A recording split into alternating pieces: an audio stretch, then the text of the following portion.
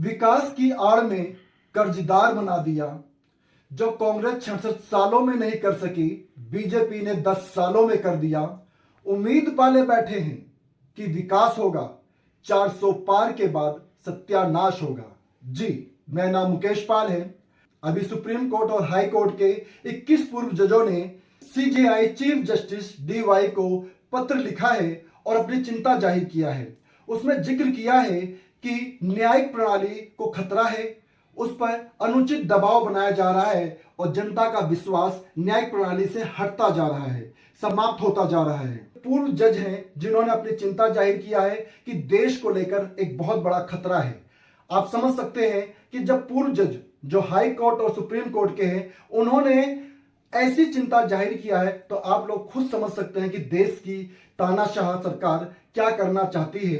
क्या वो लोकतंत्र संविधान को लेकर क्या उसके अंदर मन में बातें हैं, क्या मन में विचारधाराएं हैं, 400 पार के बाद क्या होने वाला है, या अभी सुप्रीम कोर्ट या हाई कोर्ट में क्या अनुचित दबाव बनाया जा रहा है, ये उन्होंने चिंता जाहिर किया है। उनकी ये चिंता लाजमी भी है, क्योंकि इससे पहले भी सुप्रीम कोर्ट के कई जजों ने यह कह चुके हैं। जिस तरह से प्रशासनिक एजेंसियां और प्रशासनिक लोग राजनीतिक दलों के हित के लिए काम कर रहे हैं, उनके निजी फायदे के लिए काम कर रहे हैं, उस तरह से न्यायिक व्यवस्था पर वास्तव में सवाल खड़ा होता है। जनता का विश्वास तो उठ ही चुका है।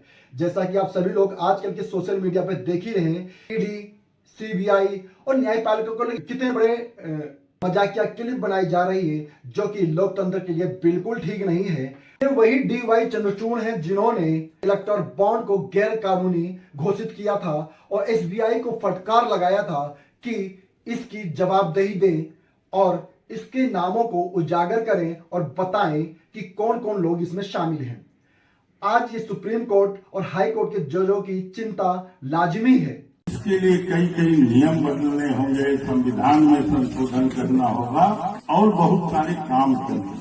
सरकार तो 272 पे भी बन जाती है, लेकिन 272 की सरकार संविधान में संशोधन नहीं कर सकती। उसके लिए 2/3 बहुमत से अधिक सीट या नया संविधान बनाना ಈ ಬಾರಿ 400 ಪಾಲು, ಈ ಬಾರಿ 400ಕ್ಕೂ ಹೆಚ್ಚು ಸೀಟನ್ನು ಗೆಲ್ಲಬೇಕು ಅಂತ ಅವ್ರು ಹೇಳ್ತಾರೆ. ಯಾಕೆ 400 ಯಾಕೆ? ನಮಗೆ ಲೋಕಸಭೆಯಲ್ಲಿ ಬಹುಮತ ಇದೆ, 2/3 ಮೆಜಾರಿಟಿ ಇದೆ. ರಾಜ್ಯಸಭೆಯಲ್ಲಿ ನಮಗೆ 2/3 ಮೆಜಾರಿಟಿ ಇದೆ, ಅಲ್ಪ ಬಹುಮತ ಇದೆ. ರಾಜ್ಯ ಸರ್ಕಾರಗಳಲ್ಲಿ ನಮಗೆ ಬೇಕಾಗಿರ್ತಕ್ಕಂಥ ಬಹುಮತ ಇಲ್ಲ. ಸಂವಿಧಾನವನ್ನ ತಿದ್ದುಪಡಿ ಮಾಡಬೇಕಾದ್ರೆ ಏನು ಮೂಲಭೂತವಾಗಿ ಸಂವಿಧಾನವನ್ನ ಸಂಪೂರ್ಣವಾಗಿ ತಿರುಚಿದ್ರು ಕಾಂಗ್ರೆಸ್ನವರು, ಅದರಲ್ಲಿ ಬ್ಯಾಡದೇ ಇರೋದನ್ನೆಲ್ಲ ತುರುಕಿದ್ರು. ವಿಶೇಷವಾಗಿ ಇಡೀ ಹಿಂದೂ ಸಮಾಜವನ್ನ ದಮನಿಸುವಂತಹ ರೀತಿಯಲ್ಲಿ ಕಾನೂನನ್ನ ತಂದಿಟ್ಟಿದ್ರು. ಎಲ್ಲರೂ ಬದಲಾಗಬೇಕಾದ್ರೆ ಈ ಮೆಜಾರಿಟಿಯಲ್ಲಿ ಆಗುವುದಿಲ್ಲ. देश के हित में कई कठोर निर्णय लेने पड़ते हैं, उनके लिए हमें संवैधानिक बदलाव करने पड़ते हैं। अगर संविधान के अंदर हमें कोई बदलाव करना होता है, तो आप में से कई लोग जानते हैं कि उसके लिए दोनों जो हमारे सदन है, लोकसभा और राज्यसभा, दोनों की उसके अंदर अमल चाहिए होती है। लोकसभा में आज भारतीय जनता पार्टी और एनडीए का प्रचंड बहुमत है, उसमें कोई कमी नहीं है, लेकिन राज्यसभा में आज भी हमारी मेजोरिटी नहीं है। अगर इस बार तीसरी बार एनडीए की सरकार आती है तो शर्तिया दिल्ली के उत्तर पूर्वी संसदीय क्षेत्र से, जहां बीजेपी से मनोज तिवारी 2 बार सांसद रहे, अब तीसरी बारी भी दावेदारी है उनकी, वहीं पर कन्हैया कुमार को कांग्रेस ने उतार दिया है। मतलब पूर्वांचल बनाम पूर्वांचल, दोनों पूर्वांचली हैं।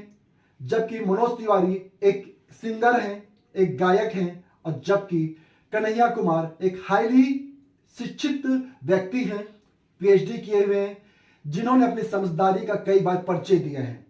अब देखने वाली बात यह है कि उत्तर पूर्वी क्षेत्र के लोग किधर अपना वोट देते हैं, शिक्षित की तरफ देते हैं या अशिक्षित की तरफ देते हैं। जो 5 साल में एक बारी अपने क्षेत्र में आते हैं, जिनका कोई काम नजर नहीं आता है, उनको वोट दिया जाएगा, या कन्हैया कुमार जैसे योद्धा को दिया जाएगा जिसने कई बार अपनी कामयाबी का परचम लहराया है। उत्तर पूर्वी संसदीय क्षेत्र में सबसे ज्यादा आबादी पूर्वांचलियों की रहती है। इसी कारण से मनोज तिवारी 2 बार सांसद बने।